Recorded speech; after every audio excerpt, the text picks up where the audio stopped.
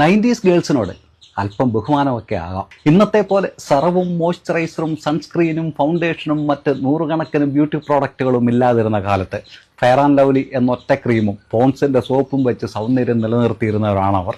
അവർക്കുള്ളതൊക്കെ പത്തര മാറ്റാണ്, തനിത്തങ്കം. സ്വന്തക്കാരെയും ബന്ധുക്കളെയും നാടും വീടും നാട്ടുകാരെയും ഒക്കെ വിട്ടിട്ട് ഏതോ ഒരു നാട്ടിലെ ഏതോ ഒരു വീട്ടിൽ ഒരു നിലവിളക്കം കത്തിച്ച് ചെന്ന് കയറുന്ന ഒരു പരിപാടി ഉണ്ടായിരുന്നു പെൺകുട്ടികൾക്ക്. അവിടെ 18 അടവും പയറ്റി സ്വന്തമായി സ്ഥാനമുണ്ടാക്കിയെടുത്തവരാണ് പലരും.